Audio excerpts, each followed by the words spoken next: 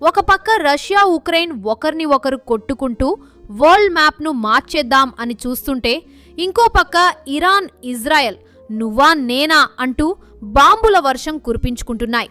ఇక ఇంత గందరగోళం మధ్యలో కూడా మన కిమ్మామ సైలెంట్గా ఉంటాడా? అసలే మనోడికి అటెన్షన్ అంటే చాలా ఇష్టం. అందుకే కాబోలు ప్రపంచం మొత్తం మిడిల్ ఈస్ట్ వైపు చూస్తుంటే నేను కూడా ఉన్నాను అని గుర్తు చేయడానికి జపాన్ మీదకు వరుసగా 10 బ్యాలిస్టిక్ మిజైల్స్ వదిలాడు. అది కూడా ఎలా?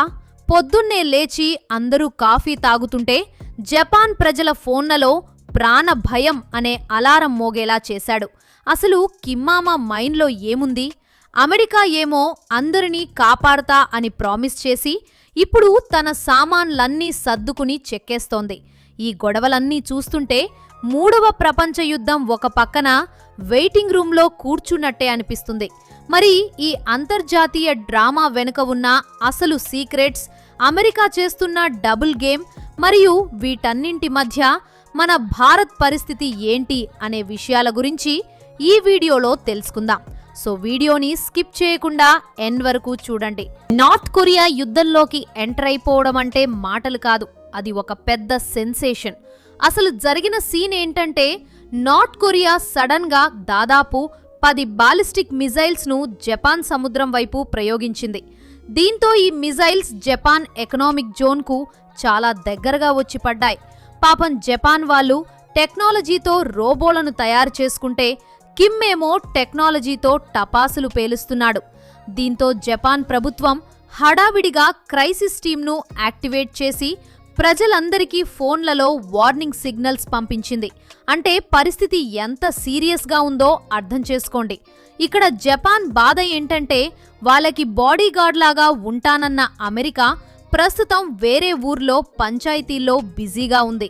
అంటే అమెరికా ఇప్పుడు ఇరాన్ యుద్ధంలో బుక్కైపోయింది, ఒక రకంగా అందులో ట్రాప్ అయిపోయింది అని చెప్పవచ్చు. అటు రష్యా ఉక్రెయిన్, ఇటు మిడిల్ ఈస్ట్, ఇలా అన్ని చోట్ల వేలు పెట్టి అమెరికా ఇప్పుడు తన మిత్ర దేశాలైన జపాన్, సౌత్ కొరియాలకు సెక్యూరిటీ ఇవ్వలేని స్థితిలో ఉంది. నిజానికి కిమ్మామకు కూడా ఇదే కావాలి. అమెరికా ఎప్పుడు వీక్ అవుతుందా అని ఎదురుచూసి కరెక్ట్ టైంలో తన పవర్ చూపించారు. అసలు ఈ గొడవకు మెయిన్ కారణం ఏంటంటే, రీసెంట్గా అమెరికా మరియు సౌత్ కొరియా కలిసి మిలిటరీ డ్రిల్స్ చేశాయి. అది చూసి కిమ్కి కోపం వచ్చింది. నన్నే కాదని నా ఇంటి పక్కన ఆటలాడతారా అన్నట్టుగా రెస్పాన్స్ ఇచ్చాడు. ఇక శాటిలైట్ ఫోటోస్ను చూస్తుంటే నార్త్ కొరియా కేవలం మిజైల్స్ వేసి ఊరుకోవడం లేదు, తన మిలిటరీ మొత్తాన్ని యుద్ధానికి రెడీ చేస్తోంది. అంటే వీళ్ళు ఏదో పెద్ద ప్లాన్లోనే ఉన్నారని అర్థమవుతోంది. అసలు ఇప్పటి వరకు అమెరికా అంటే ప్రపంచంలో ఒక రేంజ్ బిల్డప్ ఉండేది, కానీ ఇరాన్ ఆ బిల్డప్ మొత్తాన్ని తుడిచేసింది. ఇరాన్ తన షాహిద్ డ్రోన్స్ మరియు మిజైల్స్తో అమెరికాకు చుక్కలు చూపిస్తోంది. ఈ యుద్ధం వల్ల అమెరికాకు రోజుకు దాదాపు $1 బిలియన్ నష్టం వస్తోంది అంటే నమ్ముతారా? ఇక దుబాయ్ సిచ్యువేషన్ అయితే మరీ కామెడీగా తయారైంది. దుబాయ్ అంటే ప్రపంచంలోనే అత్యంత సేఫ్ ప్లేస్. అక్కడ అందరూ గోల్డెన్ వీసాలు పట్టుకొని సెటిల్ అయిపోతారు అని ఒక టాక్ ఉండేది. కానీ ఇప్పుడు ఇరాన్ దెబ్బకు అక్కడ బిల్డింగ్స్ మండుతున్న వీడియోలు బయటకు వస్తున్నాయి. దీంతో అక్కడి ప్రభుత్వం కొత్త రూల్ పెట్టింది. మీ పక్క బిల్డింగ్ మీద మిజైల్ పడినా సరే వీడియో తీసి ఇంటర్నెట్లో పెట్టకండి అని ఆర్డర్స్ ఇచ్చింది. ఎందుకంటే దుబాయ్ ఇమేజ్ దెబ్బతింటే ఇన్వెస్టర్లు రారు కదా. కానీ ప్రజలు లగ్జరీ కంటే ప్రాణాలకే ఎక్కువ ప్రయారిటీ ఇస్తారు. బంగారు బిల్డింగ్లో ఉంటే ఏం లాభం, పైనుండి ఎప్పుడు మిజైల్ పడుతుందో తెలియనప్పుడు. ఇక అమెరికా ఈ దేశాలన్నింటినీ కాపాడతామని చెప్పి చివరకు తన సొంత మిలిటరీ బేస్లనే కాపాడుకోలేకపోతోంది. అయితే ఇక్కడ ఒక విచిత్రమైన విషయం జరిగింది. అమెరికా తన దగ్గర ఉన్న థార్ అనే అడ్వాన్స్డ్ ఎయిర్ డిఫెన్స్ సిస్టమ్ను సౌత్ కొరియా నుండి తీసేసి మిడిల్ ఈస్ట్కు షిఫ్ట్ చేస్తోంది. అసలు ఈ సిస్టమ్ను అక్కడ పెట్టిందే నార్త్ కొరియా నుండి సౌత్ కొరియాను కాపాడటానికి. ఇప్పుడు తన అవసరం కోసం ఆ గొడుగుడు తీసేసి సౌదీ అరేబియా, యుఏఈలకు పట్టుకెళ్తోంది. దీంతో సౌత్ కొరియా పరిస్థితి ఎలా తయారైందంటే, వర్షం పడుతున్నప్పుడు గొడుగు లాక్కున్నట్టు ఉంది. ఇప్పుడు వాళ్ళు డిఫెన్స్ లేక ఎక్స్పోజ్ అయిపోయారు. అందుకే పెద్దలు ఊరికే అనలేదు, మన రక్షణ కోసం ఇంకొకరి మీద ఆధారపడితే ఇలాగే ఉంటుందని. సౌత్ కొరియా, జపాన్ ఇప్పుడు ఆ విషయాన్ని రియలైజ్ అవుతున్నాయి. అమెరికాకు ఇచ్చే బిలియన్ల కొద్దీ డాలర్లు తగలేసే బదులు సొంతంగా ఏవైనా వెపన్స్ తయారు చేసుకుంటే బాగుండేదని వాళ్ళిప్పుడు బాధపడుతున్నారు. ఫ్రెండ్స్, ఇక్కడ మీకో చిన్న ప్రశ్న. ఎవరైనా కష్టాల్లో ఉన్నప్పుడు మన దగ్గర ఉన్న రక్షణ సామాగ్రిని వాళ్ళకి ఇవ్వడం మంచితనమా, లేక అది మనల్ని మనం వీక్ చేసుకోవడమా? అసలు అమెరికా తన మిత్ర దేశాలను ఇలా గాలికి వదిలేయడంపై మీరేమనుకుంటున్నారు? ఇది రాజనీతా లేక కేవలం స్వార్థమా? మీ అభిప్రాయాలను కామెంట్స్లో షేర్ చేయండి. ఇక ఈ గొడవల్లో మన ట్రంప్ తాత గురించి కూడా మాట్లాడుకోవాలి. ఆయన రెండోసారి ప్రెసిడెంట్ అయ్యాక జపాన్ మరియు సౌత్ కొరియా దగ్గర నుండి మేము మీకు సెక్యూరిటీ ఇస్తాం అని మునుపటి కంటే ఎక్కువ డబ్బులు వసూలు చేశాడు. కానీ తీరా టైం వచ్చేసరికి ఆ దేశాల్లో ఉన్న మిసైల్ డిఫెన్స్ సిస్టమ్స్ని తన అవసరాల కోసం పట్టుకెళ్తున్నాడు.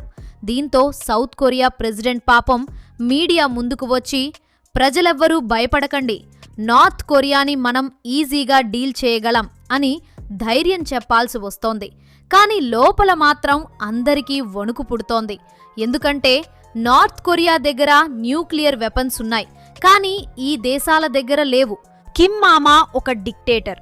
అతనికి మనుషుల ప్రాణాలు అంటే అస్సలు లెక్కలేదు. అతనికి ఎప్పుడైనా తిక్కలేస్తే చిన్న మిజైల్స్ ఎందుకు అని డైరెక్ట్గా న్యూక్లియర్ బాంబ్ వేసే రకం. ఇక జపాన్ వాళ్ళు టెక్నాలజీలో తోపులు అని మనకు తెలుసు. కానీ వాళ్ళు ఆ టెక్నాలజీని అంతా రోబోలు, టీవీలు తయారు చేయడానికి వాడారు తప్ప వెపన్స్ మీద ఫోకస్ చేయలేదు. దానికి కారణం అమెరికాపై ఉన్న నమ్మకం. కానీ ఇప్పుడు ఆ నమ్మకం పోయింది కాబట్టి జపాన్ కూడా సొంతంగా న్యూక్లియర్ వెపన్స్ తయారు చేయాలని డిసైడ్ అయింది. ఒకవేళ నార్త్ కొరియా గనక జపాన్ మీద అటాక్ చేస్తే అమెరికా ఖచ్చితంగా యుద్ధంలోకి రావాల్సి వస్తుంది. అప్పుడు అది కేవలం 2 దేశాల గొడవ కాదు, రష్యా మరియు చైనా కూడా ఎంటర్ అవుతాయి. అలా మొదలైతే అది ఒక బ్రూటల్ న్యూక్లియర్ వరల్డ్ వార్గా మారుతుంది. అప్పుడు అది ఈ ప్రపంచానికే అంతం కావచ్చు. ఇక ఈ యుద్ధం, గొడవలు ఒక పక్కన ఉంటే మన వాట్సాప్ యూనివర్సిటీలో ఫేక్ న్యూస్లు ఇంకో పక్క స్ప్రెడ్ అవుతున్నాయి. ఇజ్రాయెల్ నార్త్ కొరియా ఎంబసీ మీద దాడి చేసిందని, ఇరాన్ మన ఇండియన్ షిప్స్ మీద దాడి చేసిందని ఏవేవో వార్తలు పుట్టిస్తున్నారు. అవన్నీ పచ్చి అబద్ధాలు. నిజానికి ఇరాన్ ఇండియాకు చాలా సపోర్ట్గా ఉంది. మనకు రావాల్సిన గ్యాస్ మరియు క్రూడ్ ఆయిల్ షిప్స్ను వాళ్ళు సేఫ్గా రిలీజ్ చేస్తున్నారు.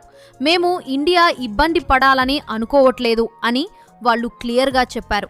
అలాగే మన దేశంలో ఎల్పీజీ గ్యాస్కి కొరత ఉందంటూ కొందరు పానిక్ క్రియేట్ చేస్తున్నారు.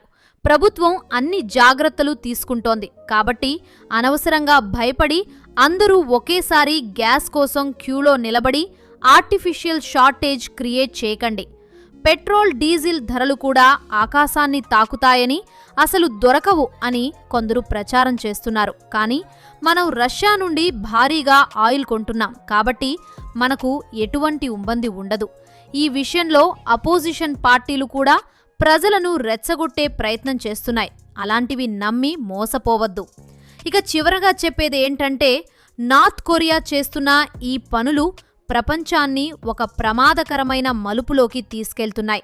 కిమ్ జాంగ్ ఉన్ నిజంగా యుద్ధాన్ని స్టార్ట్ చేస్తే అది యుగాంతానికే దారితీయవచ్చు.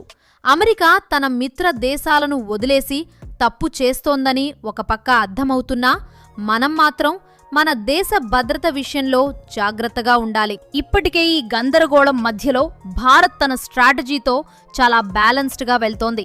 చూశారు కదా ఫ్రెండ్స్, మరి నార్త్ కొరియా కిమ్ మామా నిజంగానే వరల్డ్ వార్ 3కి పునాదులు వేస్తాడా, లేక ఇది కూడా ఒక పబ్లిసిటీ స్టంటేనా?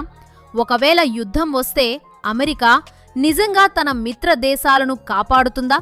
మీ ఆలోచనలను కింద కామెంట్ బాక్స్లో షేర్ చేయండి. ఇక మరిన్ని ఇంట్రెస్టింగ్ వీడియోస్ కోసం మా ఛానల్ను సబ్స్క్రైబ్ చేసుకోండి.